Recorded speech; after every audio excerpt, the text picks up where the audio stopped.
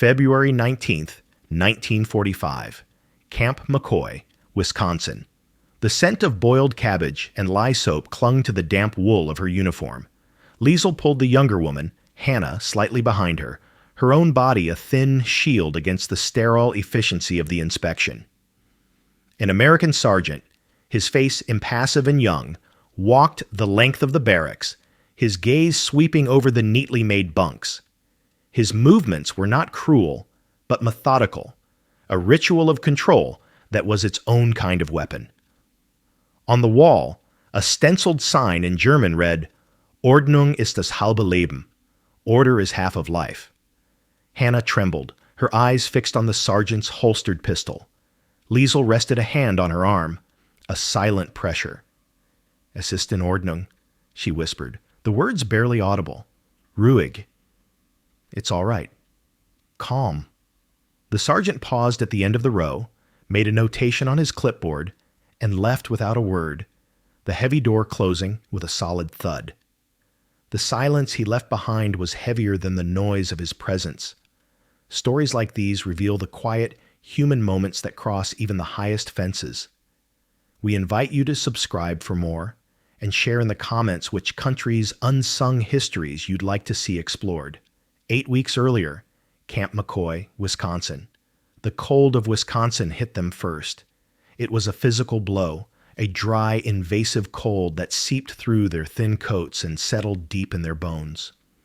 Stepping off the train and into the waiting trucks at Camp McCoy, Liesl kept her eyes fixed on the middle distance, a habit learned over months of transit. To look down was to show defeat. To look up was to invite scrutiny. The middle distance was a space she could own.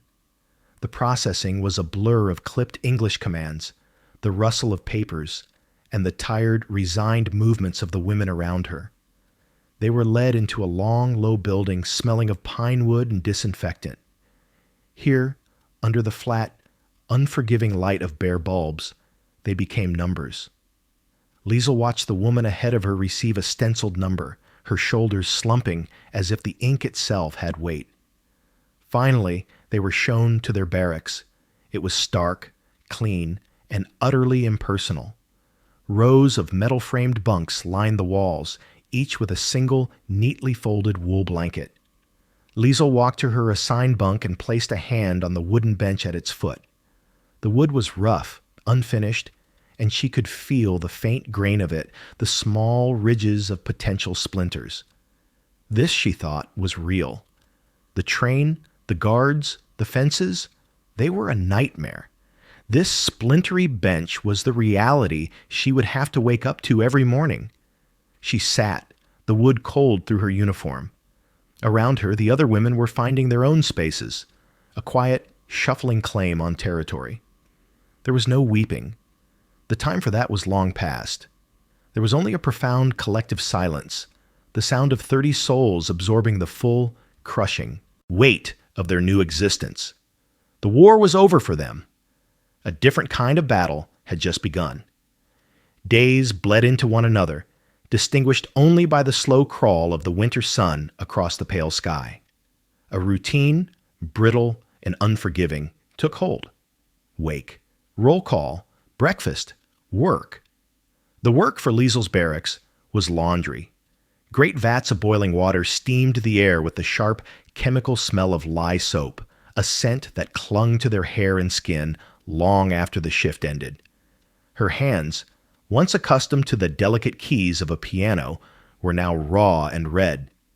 She worked in a rhythmic silence, scrubbing identical olive drab uniforms against a washboard, the sound a dull, percussive beat against the larger quiet of the compound. This was the defense against despair, to focus on the task, to lose oneself in the simple, repetitive motion. During a brief midday break, she would sit on a hard wooden bench just outside the laundry, the frigid air a welcome shock. She and the other women rarely spoke.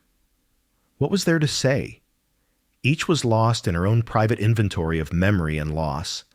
It was during one of these breaks, as she stared at the indifferent gray of the sky, that a new sound cut through the air, faint but clear.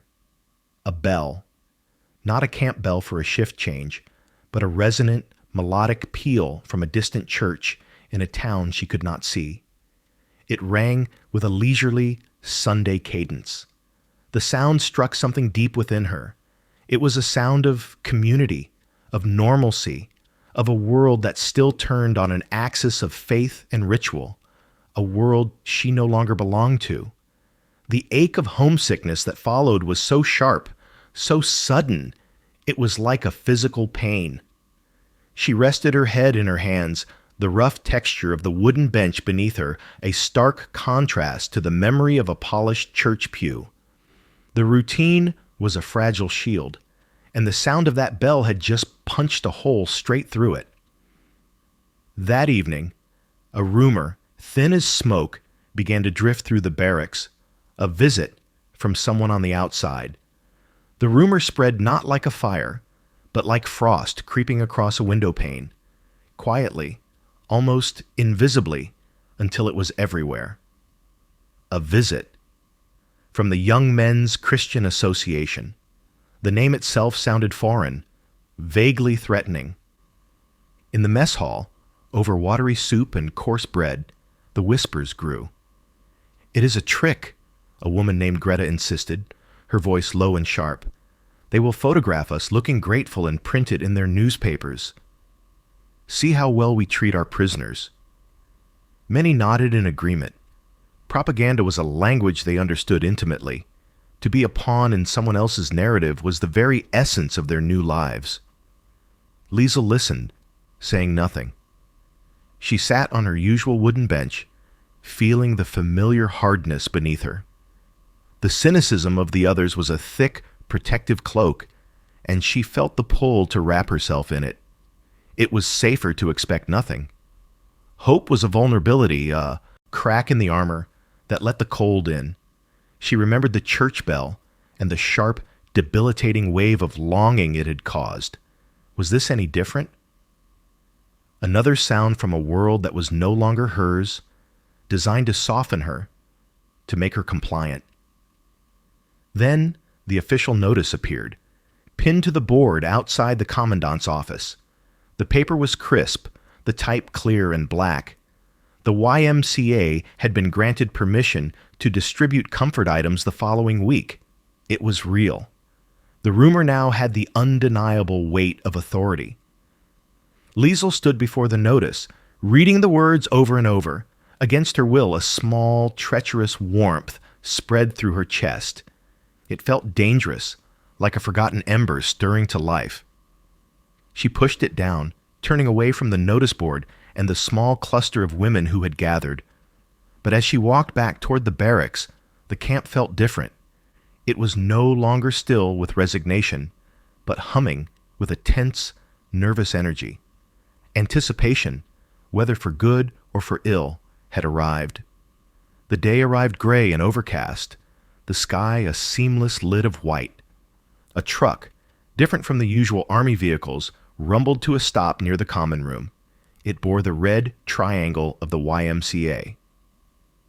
The women watched from a distance, a silent, wary congregation. Two men in civilian clothes, accompanied by a young, watchful American lieutenant, began unloading several large wooden crates.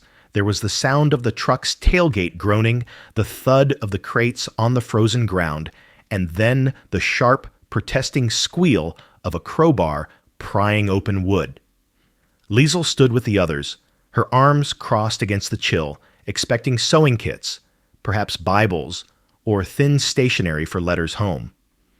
The first crate was opened. One of the YMCA men reached in and pulled out an object that made no sense. It was dark, polished, and intricately folded. He expanded the bellows, and the weak winter light caught the gleam of mother-of-pearl on the keys, an accordion. A profound silence fell over the women. Another was lifted out, then another. The second crate was opened, and it was filled with books, not English primers or religious texts, but stacks of thin German songbooks, their titles visible even from a distance: Die Lorelei, Heidenröslein. It was incomprehensible. It felt like a hallucination. Liesel's gaze was fixed on the small, iridescent discs of the accordion buttons. She could almost feel their smooth, cool surface under her fingertips. Each button was a note, and each note was a memory of a life she thought was gone forever, of festivals, of crowded beer halls, of singing with her family on a Sunday afternoon. This was not propaganda. Propaganda was simple, direct. This was something far more complex, and in its own way, far more unsettling. The YMCA men stacked the instruments and books neatly on a long wooden bench in the common room, offered a polite nod to the lieutenant, and departed. They left behind a room full of German women staring at the impossible physical remnants of a soul they thought they had lost. For 2 days, the instruments sat untouched.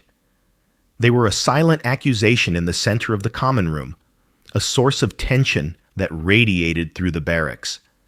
The women would look at them, then look away, as if viewing something forbidden. It was Greta who gave voice to the fear. "They are waiting," she said during the evening meal, her voice carrying across the tables. "Waiting for one of us to pick one up. The moment we do, the photographers will appear. German prisoners so happy in America, they sing all day. Do you want your families to see that?" Her words landed like stones, reinforcing the wall of suspicion. Liesel felt the truth in Greta's warning, but she also felt a pull that was becoming impossible to ignore. Every time she walked through the common room, her eyes would betray her, lingering on the polished wood of the accordions, the neat stacks of songbooks. It was a hunger. The monotony of their existence had starved their spirits, and here was a feast laid out before them. To refuse it felt like another form of surrender. On the 3rd day, she could bear it no longer. After the midday work shift, while most of the women were resting on their bunks, Liesel walked into the empty common room. The silence was heavy. She approached the long wooden bench where the items were displayed. Her hand trembled slightly as she reached out, not for an accordion, but for a songbook on top of the pile. She flipped it open. The first page was a simple common lullaby, Guten Abend, Gute Nacht. The notes were a familiar roadmap, a path leading directly back to her childhood, to her mother's voice. The memory was so powerful, so pure, it eclipsed the camp, the wire, and Greta's warnings. This was hers. It belonged to a time before any of this. A fierce resolve settled over her. She would not let them take this too. Ignoring the few accusatory stares from women who had noticed her in the doorway, she carefully placed the book on a music stand she found among the items. Then she picked up one of the smaller accordions. The mother-of-pearl accordion buttons felt cool and solid beneath her fingertips. She sat down, the instrument heavy in her lap, and took a slow, deep breath. The weight of the accordion felt immense, a physical manifestation of the room's oppressive silence. Liesel positioned her fingers over the keys, but they felt clumsy and foreign. Her hands were shaking, not just from the cold, but from the sheer audacity of her actions. Greta and the others were right. This was a performance. Every prisoner in the doorway was an audience, and the guards in their towers were the critics. To fail now to produce a weak, wheezing sound would be a deep and personal humiliation. She could feel the stares, could almost hear the silent judgments. She closed her eyes for a moment, shutting out the drab walls of the common room. She pictured not the barbed wire, but the crowded hall of her village's harvest festival. She remembered the smell of roasted chestnuts and the feel of her father's hand on her shoulder as he encouraged her to play. The memory was a small, warm coal in the cold expanse of the present. It was enough. Taking a steadying breath, she pressed her fingers down and drew the bellows apart. It was not a melody, not yet. It was a single, resonant C major chord. The sound was richer and louder than she expected. a vibrant, multi-layered note that pushed back against the silence, filling the room completely. It vibrated through the cheap wood of the instrument, up her arms, and into her chest. For that one sustained moment, the sound was the only reality. It was not the sound of a prison camp. It was the sound of home. The chord hung in the air, and in its wake, the silence that returned felt different, thinner, less absolute. From the corner of the room, one of the younger women, Hannah, looked up from her mending, her expression no longer suspicious, but one of dawning wonder. Softly, almost inaudibly, she began to hum the first notes of the lullaby. Hannah's soft humming was the only invitation needed. Another woman, then two more, drifted into the common room, drawn by the lingering resonance of the accordion. They were hesitant, their movements tentative as they gathered around Liesl. She looked at their faces, seeing not just the exhaustion and the fear, but a flicker of something she had not seen since they arrived: curiosity. She opened the songbook on the stand, its pages rustling in the still air. "Let's try this one," she said, her voice quiet but firm. "Just the first verse." The beginning was fragile. Their voices were rusty, thin, and uncertain. They were a collection of individual memories, each woman singing to herself as much as to the group. The sound was discordant, a pale shadow of the song it was meant to be. Liesl's heart sank. She saw Greta watching from the doorway, her expression confirming what Liesl feared. This was a mistake, a foolish, sentimental error. She was about to stop, to let the silence reclaim them, when a new voice rose from the small group. It was Hannah. Her voice, clear and high, found a harmony note, holding it with a purity that seemed impossible in that place. It was a single, perfect thread of sound that stitched their ragged voices together. One by one, the other women listened, adjusted, and found their place alongside it. The discordance softened, coalescing into a hesitant but unified melody.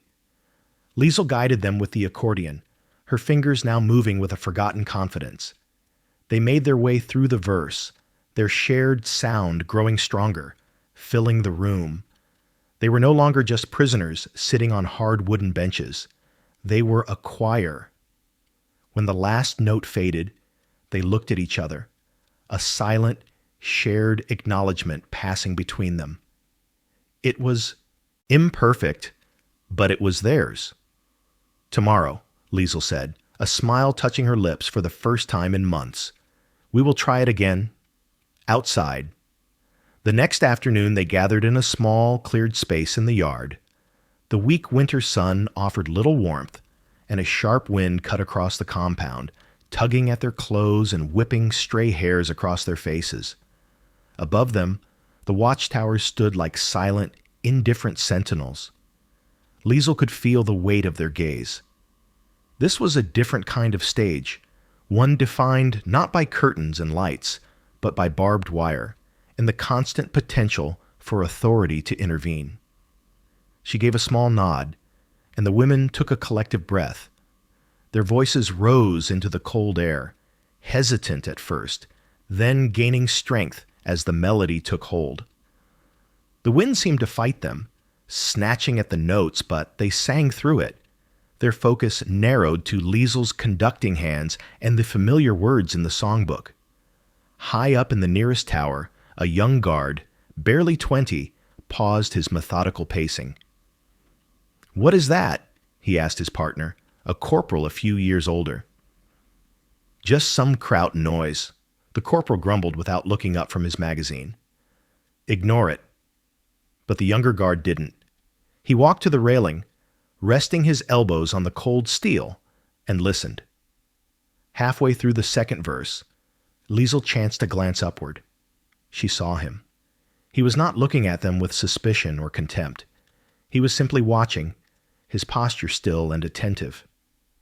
In that moment, the dynamic shifted. They were not merely prisoners being observed. They were singers being heard. A strange, unnerving sense of connection pulsed across the yard, a silent acknowledgement between two people on opposite sides of a war. The fear that had tightened her chest loosened, replaced by a defiant resolve. They sang the final verse with a newfound power, their voices soaring together, a unified sound of profound and sorrowful beauty. As the last note faded, a complete heavy silence fell over the compound, broken only by the whistling of the wind. The silence that followed the last note was absolute. It felt heavier than before, weighted with the raw emotion they had poured into the frigid air. The women stood frozen, their breath clouding in front of them, suddenly feeling exposed and foolish. They waited for a shout, a whistle, an order to disperse. The wind was the only reply. Liesel's arms ached, the accordion a dead weight pulling her back to the harsh reality of the yard.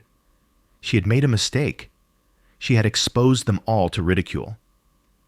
Then came a sound, sharp and singular, cutting through the wind. Clap! It came from the nearest tower. Liesel looked up, her heart seizing. The young guard, who had been watching them, was clapping, his gloved hands coming together in a slow, deliberate motion. It was not mockery. It was not an order. It was applause. A moment later, from a tower on the far side of the compound, another guard joined him. Clap, clap. The sound was sparse, swallowed almost immediately by the vastness of the camp, but it was unmistakable. Liesel stared, unable to process it. Around her, the other women slowly turned their heads toward the sound, their faces a mask of disbelief. Hannah's mouth was slightly open, her eyes wide. Tears sprang to Liesel's eyes, hot and sudden, blurring the stark image of the watchtower. It was not pity. It was something far more profound. It was a simple, human acknowledgement, a recognition that crossed the barbed wire, the uniforms, and the languages that separated them. For a brief, impossible instant, they were not captors and captives. They were simply people, listening to a sad, beautiful song on a cold afternoon. The clapping stopped as abruptly as it had begun. The moment passed, but something had irrevocably broken. As they turned to walk back to the barracks, no one spoke. They didn't need to. The invisible wall had been breached. The applause did not happen again. The routine of the camp, the roll calls, the work details, the tasteless meals reasserted its grip the very next day. And yet, everything was different. A subtle shift had occurred, a change in the atmosphere as real as a change in the weather. The music became a quiet, constant thread in their lives. The accordions were no longer objects of suspicion, but were treated with a shared, unspoken reverence. The common room, once a place of silent endurance, now felt more like a community hall. The hard wooden benches, where they had once sat in isolated misery, now seemed like pews, places for gathering. Several days after their concert in the yard, Liesel saw something that confirmed the depth of the change. She entered the common room to find Greta, the staunch cynic, alone. Greta was holding a soft rag and carefully, meticulously, wiping dust from the cover of a songbook. It was a small, private gesture, full of a care that bordered on tenderness. She was not preparing it for a performance. She was simply tending to it, preserving it. She looked up, saw Liesel, and for a moment, her old defensiveness flared in her eyes. But then it softened. She gave Liesel a curt, almost imperceptible nod before placing the book back on the neat pile. In that quiet moment, Liesel felt a profound sense of victory. They had not won a battle, or shortened their sentence by a single day. They had done something more important. They had created meaning in a place designed to strip it from them. She understood then that survival was more than the body's endurance. It was the spirit's refusal to be silenced. Weeks later, during a tense barracks inspection, a young American sergeant walked the rows, his presence a ritual of control. Hannah, the young singer, trembled beside Liesel, But Liesel felt a deep, unshakable calm. She placed a reassuring hand on Hannah's arm, her own body a thin but steady shield. "Es ist in Ordnung," she whispered. "It's all right." She had learned that the highest fences and the hardest rules could not contain the human heart, especially one that remembered how to sing.